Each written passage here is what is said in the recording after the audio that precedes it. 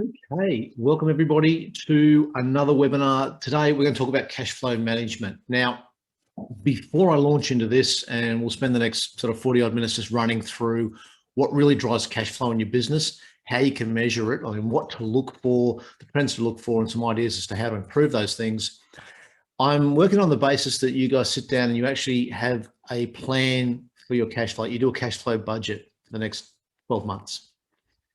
If you don't, may I suggest respectfully that that's a really cool thing to do, because it will force you to sit down and think about not only what your sales are going to be like this year and what your expenses are going to look like, but also how you're going to make that happen and when they're going to occur and how you're going to make that occur when you want it to occur, right? Because that's the foundation of everything we're talking about today, right? We're going to go through how to actually tweak it so you've got the maximum cash coming into the business so you can do more stuff, so you can generate more cash and do more stuff and generate more cash, like really fun stuff. Okay, so moving right along. Okay, now done the intro. Now the key drivers, this is what we're going to go through today. It won't take the full hour unless you fire 100 questions at me. So let's get into it. Okay, we'll go through what drives cash flow. We'll have a bit of a chat about your business overview, and then we'll get some feedback. Now, key drivers, here we go.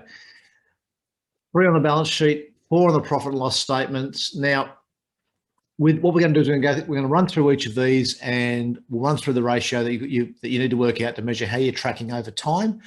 And I would suggest that when you're looking at all the performance in each of these sectors, that you do it over a certain time frame. Like pick 4 quarters, pick 12 months, pick 3 years. The longer, the better, because that will give you a trend. That will show you how seasonality impacts on you, how changes in product lines impacts on you, what your competitors do, how COVID hits you, all right, just in case you need a reminder about that. If you just look at the number on its own, it actually doesn't mean that much. Really, it's a number. Until you see it in relation to historical performance, it doesn't mean anything, okay? So that's what we're looking at today. Right now, we get carried away there. Accounts receivable.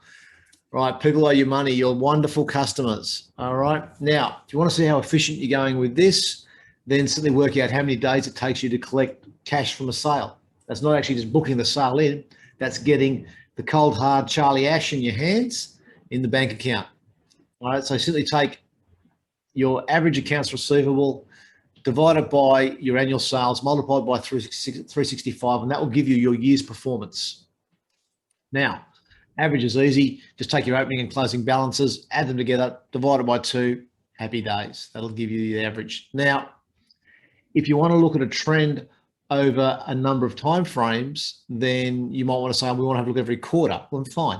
Then take the average accounts over that quarter, divided by that quarter's sales, and then that will give that to you. All right. If you want to do it over 12 months, you simply use the number of days involved. Okay.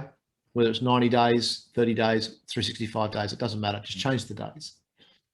Now, this also takes into effect cash sales. All right. Because obviously you get the cash in, so there's no accounts receivable, but you've got the sales. So that all also works there. The important thing is if you're using any sort of overdraft or debt of finance or cash flow support facility, this will tell you how many days interest every sale costs you. Now, if you've got control of that, then that reduces your costs, which obviously gives you more cash. And we'll talk about that a bit later on. Now, there's a couple of tricks here. One is you need to have a clear stated policy for your terms of trade. All right.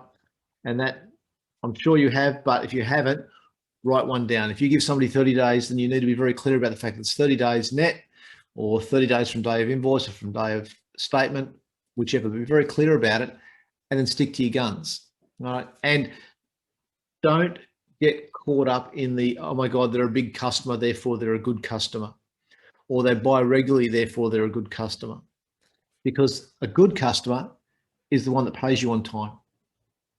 Okay, if you've got a big customer who buys a whole lump and then takes 90 days to pay you, then they're not necessarily, might be, but not necessarily a good customer, because that extra 60 days they've got your money for could wipe out a whole chunk of margin on that sale, which means they're no better or worse than any other customer in terms of generating net cash to the business. So have a look at your aged debtors, have a look at the days it takes you to collect your accounts and figure out who your best customers are. Put the weights on the others because that's your money they've got.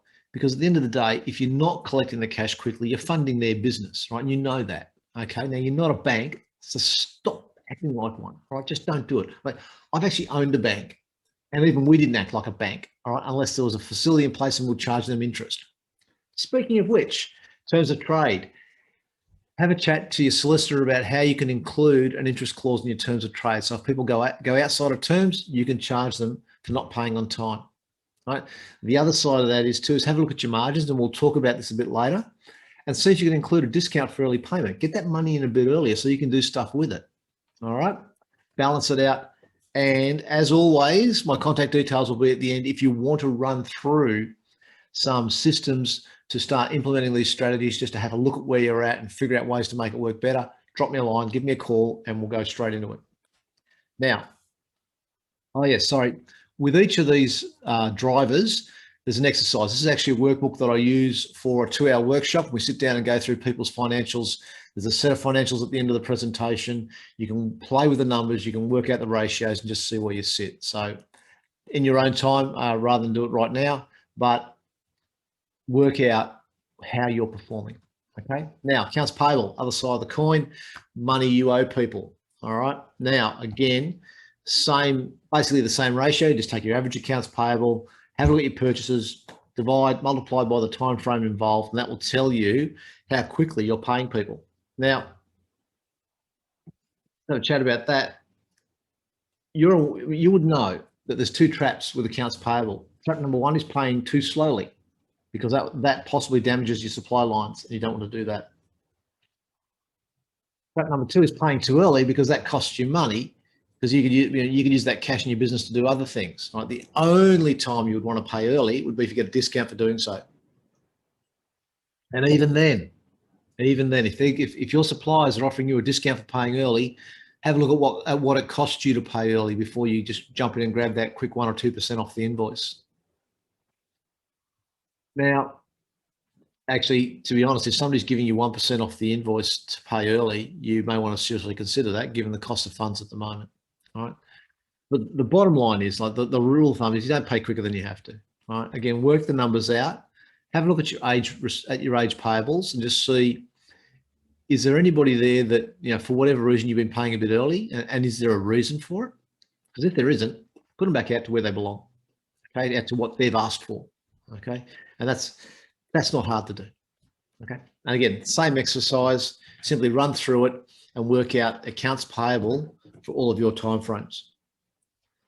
Now, stock work in progress. We'll spend a few minutes talking about this, because this is not always as clear as you would think. Not always as clear as you would think.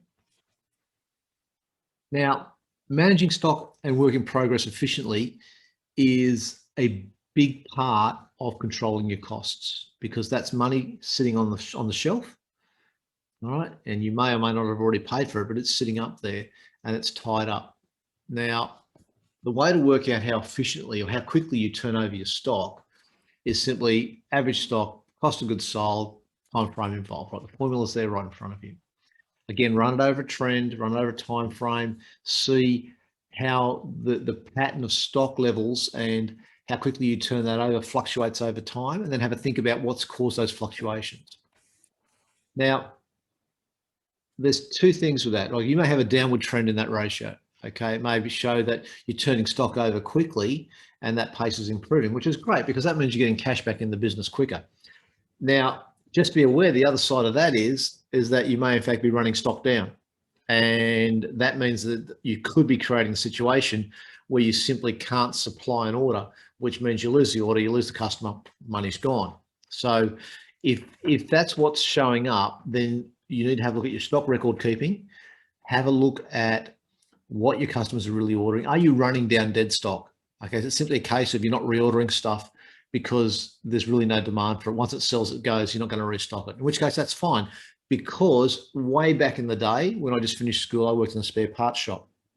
We had a repair business, workshop, wrecking yard, spare parts shop, had a franchise with one of the European marques, actually with 2 of them. And we had something we called the mortuary down the bottom. above the workshop and the mezzanine up there. And in that was all the dead stock.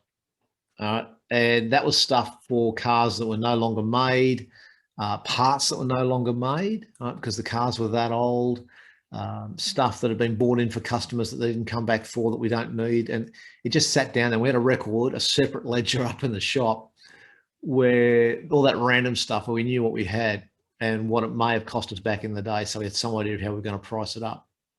And every now and then we'd sell something out of there. We'd never replace it.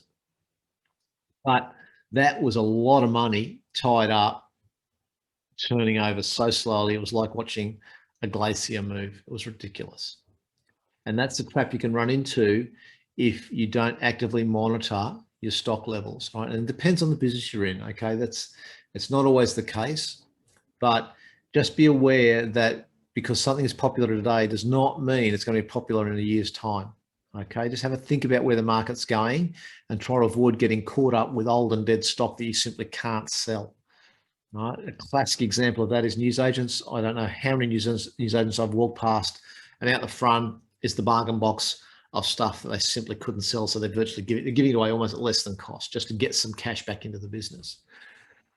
You kind of want to avoid that if you can, okay? Now, so in terms of a product-based business, it shows how efficiently, that's just what we were talking about. Now, if the ratio is increasing, that's not necessarily a bad thing, because you could be building up stock in preparation for sales. You could actually be bringing in more expensive items that turn over a bit slowly. You just need to be aware of where that ratio is at and think about what's causing that number to change.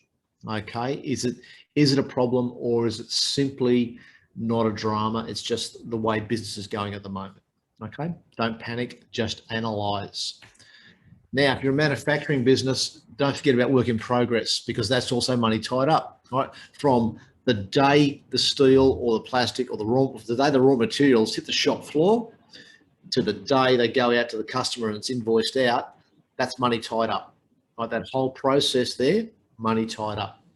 So don't forget to account for wages if you can, and it's quite rare. I can think of twice where I've seen this. You can factor in actual power costs for machinery and production lines.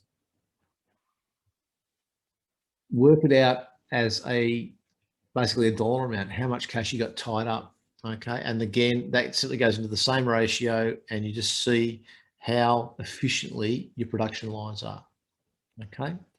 Now, service-based, same principle. And I've seen more than one accounting practice that I've worked with and a couple of legal practices where they've had cash flow issues because they've got so much money tied up in work in progress, and they're not at the stage where they can actually make a progress claim or a draw on the customer to help paying the bills, okay? So be aware of where your staff hours are at, okay? It is super important. It is no different to a manufacturing business, or indeed no different to a retail or a wholesale business, okay? Your hours are your product. You've got to turn the hours over and then get paid, okay? It has the same impact on working capital, exactly the same impact on working capital, right? Because you've got to pay the wages, you've got to pay for the office, you've got to pay utilities, you've got to pay phone, all that stuff's got to be paid for. If you're not invoicing the client and then collecting the money, you've got a problem. So take a moment, run the same numbers. Now, those are the three balance sheet drivers, okay? They are no more or less important than any of the others, but what is important is that you have a system to monitor all of them, okay? And it may be that you're a highly cash-focused business, that you don't run accounts at all. Then great, that's one less thing to worry about, in which case that gives you a little bit more time to focus on your staff and on your work in progress and on your stock and on your, in fact, on your accounts payable, to make sure that your cash flow is as efficient as possible. Now, whoa, easy tiger. There we go. Pricing. Now, price change percentage is something that we talk about from time to time when we're sitting there with a client and saying, okay, how much flexibility have we got in the top line? Okay, how much price change percentage can we implement? How much can we just shift the price up or down to move product out the door? Okay. Now, the reason that we talk about that is the stuff you can't predict, right? There might be a spike in fuel price, your materials price might jump, your stock price might jump. You've got to be able to handle those variations or have the flexibility to roll with it so your cash flow is not negatively impacted. Now, there is a trap with this, and that's the temptation in a very competitive market to sell on price alone and go for that lowest price, which naturally will hammer your profit margin. Now, in terms of percentage, now not necessarily in gross dollar terms, because you might go chasing the price down and sell a whole heap of stuff and end up with more dollars at the end of the day. Now, that's not necessarily a bad strategy, but I would hesitate to implement it up front without a fair bit of research. Okay, bundling is a better approach to building that turnover, and the king of bundling would be Mather's shoe shops. The whole Mather's, Colorado, Williams, that big python that ate up all the little shoe shops. Okay, they have a classic. Your second pair half price, or sorry, the lower of two pairs is half price. And that way, instead of selling one pair of shoes, they sell two. Now, they don't make a lot of money on the second pair of shoes. What they get is the cash in the door. Okay, and that's what they're after. They want to keep that cash coming in the door. Another thing is regular increases by CPI, which at the moment is sitting on, I don't know, 1% a year, 0.9, I think was the last one I saw from the ABS.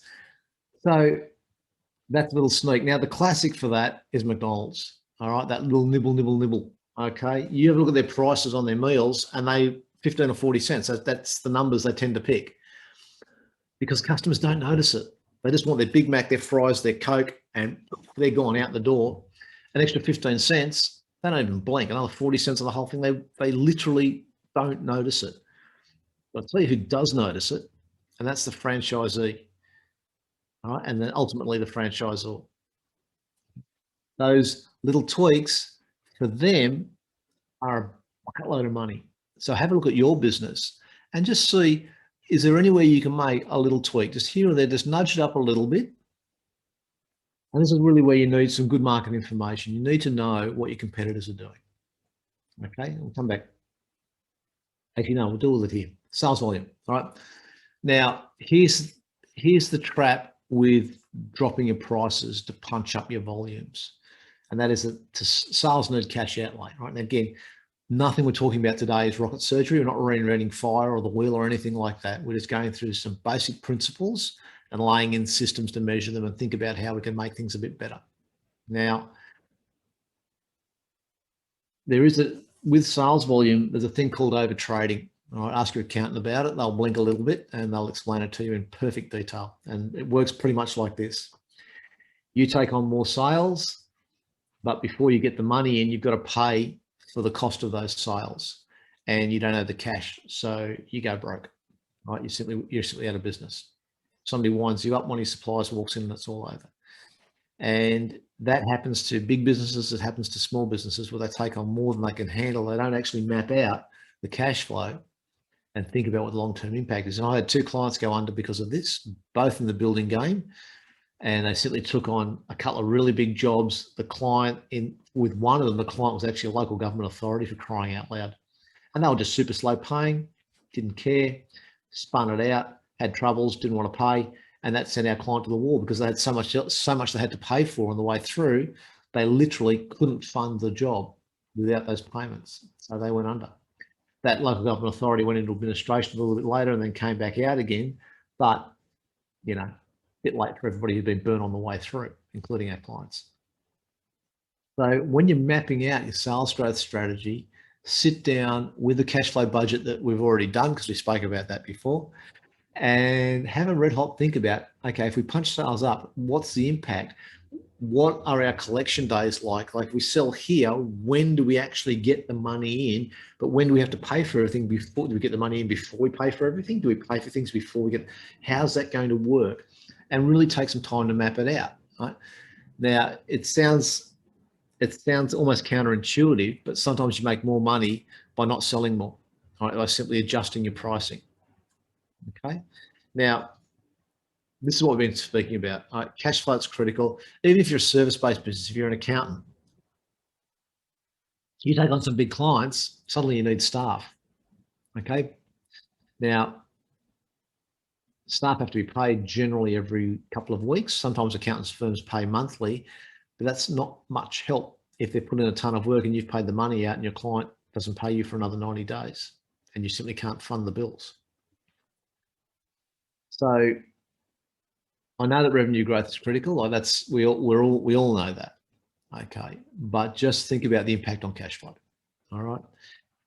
Now, cost of goods sold. Speaking of sale of costing you money to get out the door, here it is. Now, these are pretty much your direct costs. Okay. In terms of measuring and reducing the impact on cash flow of your cost of goods sold, okay, it's a couple of ways you can do it. All right. If you're a manufacturer, then look at getting bulk buying discounts. All right. Or simply go to your suppliers and get better rates. Now, a lot of manufacturers, their power cost is their biggest cost. All right. Well, sorry, right after wages. Get a deal on your power. Right? There's a stack of providers out there. Negotiate. Look at the impact in terms of long-term cash flow of putting in a big solar system. Talk to your landlord if you're renting your premises. Right? It's a leasehold improvement. Shouldn't be a great drama. Okay. If you're service-based, have a real look at your work practices. There are a ton of project and work management systems out there that can track everything for you and give you a dashboard that will show you how everything's performing. Okay. You focus on that and you get people working more efficiently, that will have the same effect as increasing your margins because you're actually getting more work in the same amount of time. So your billings increase and you get the money in earlier. Okay. Now, have a look at your gross margins and just see what the fluctuations are. Okay. And there will be, okay. I've never seen a business where the gross margin is the same period after period after period after period. It just doesn't happen. Okay. There are too many variables. But when you look at it, look for the fluctuations and just think about what was happening there. And was it something that you could have predicted, something you could work on? And if the trend is up, think about how you get the trend to go down. Sorry, other way around. If the gross margin's slipping, okay, see how you can improve it. Have a think about it. Give us a call. We'll run through a look at your specific circumstances and work out a strategy to resolve that. Now, overheads. All right. This is everything else. This is all your indirect expenses: rent, phone, staff amenities, power, sometimes insurances, okay, rates if you own premises, outgoings if you don't, your water bill, okay, everything that rolls, okay, your non-production wages, okay, directors' wages, motor vehicle spend, all that stuff. Now, have a look again, just run the ratio over time and just see where the fluctuations are and why. Now, as I said before, it's all about negotiation when it comes to bringing your costs down. Okay. Can you get a deal on your phone and power? And the answer is generally yes. You just got to cut the time out to make it happen. Wages, I don't think there's really any room, well, in my opinion, there's not a lot of room to move on wages. The way of actually, it's kind of a bit of reverse engineering, but the way to reduce your wages costs as a percentage of your revenue is to put in place a performance bonus system so that for revenue increases, you share a little bit of that with your staff. And by doing so, you actually bring your wages cost as a percentage of sales down. Okay. Now, if you want to run through those strategies, more than happy to. Implemented those in several businesses successfully. It works. All right. If you reward people for going above and beyond what they're supposed to do, they tend to do it. Now, here's the other thing. When it comes to costs, your cost of finance is pretty critical. I would suggest, okay, in relation to your cost of finance and your insurance, that if you're not dealing with a good insurance broker and a good commercial finance broker, you should be. All right. They're not the sort of things that you really want to do on your own, because you generally won't get the best deal because you simply don't have the time and the contacts to know of all the deals that are available in the market, all the products that are out there, all what the suppliers will do for you. Right? And the thing is that it shouldn't really cost you anything to go to these guys because they get paid by the other side. So they get you a better deal, they still get paid, and the insurer or the finance company still make their margins. So when you think about that and then think about you dealing direct with the finance broker or the insurance company, the chances are that you're paying too much. All right, if they can do all that and still get a better deal, clearly dealing direct, you're paying too much. So get a good broker in place for both of those and start smashing the cost down in those below, in those very fixed cost items. Because that money that you're saving, that's money every month. Okay, that's cash back into the business to do stuff, which gives you some flexibility and power to do more stuff to bring more cash into the business. That's what we're all talking about, is having a look at your numbers, at the raw numbers in your business. Okay. All right, your business. Have a look at the raw numbers and just see what the trends are like. Okay, and then sit down, particularly in the expense side of it, and start itemizing things and having a look at what the trend has been in each sector and where we can put in place a strategy to actually reduce the cost and increase your margins. Okay, or indeed in terms of wages, increase the cost, but at the same time, increase revenue and reduce your margins. All right, it's a neat trick, can be done. It's always really cool when it comes off. Happy to talk to you about that. Okay, very simple to put in place some systems to do this for you. So instead of sitting down laboriously running through everything every month, you've simply got a dashboard that shows where everything's at and a trend line. So you know whether you're on track in terms of reducing or improving, where you want to reduce and improve, or if you're actually falling behind the eight ball a bit. Okay, simples to do. Okay, now it may just be there's only a couple of areas you can tweak in your business. Happy days. Okay, if you've got a couple of areas to tweak, then let's tweak them. Okay, let's improve your cash flow, give you more money to do stuff. And by doing that, we'll actually take a little bit of the pressure off you, make it a little bit more fun to rock in the business. Now, two things on that, all right? On Thursday at 10:30, I'm running a webinar on repeat customer advocates, basically how to get people, customer loyalty, how to get people to come back and buy from you again and again, and how to turn them into your best ever free marketing team. Now, tune into that and we'll actually talk about some strategies to boost your sales that will cost you nothing or a very small amount of money, okay? And that's one thing that goes along with improving your cash flow, is thinking about strategies that punch that top line up so that your margins improve, okay?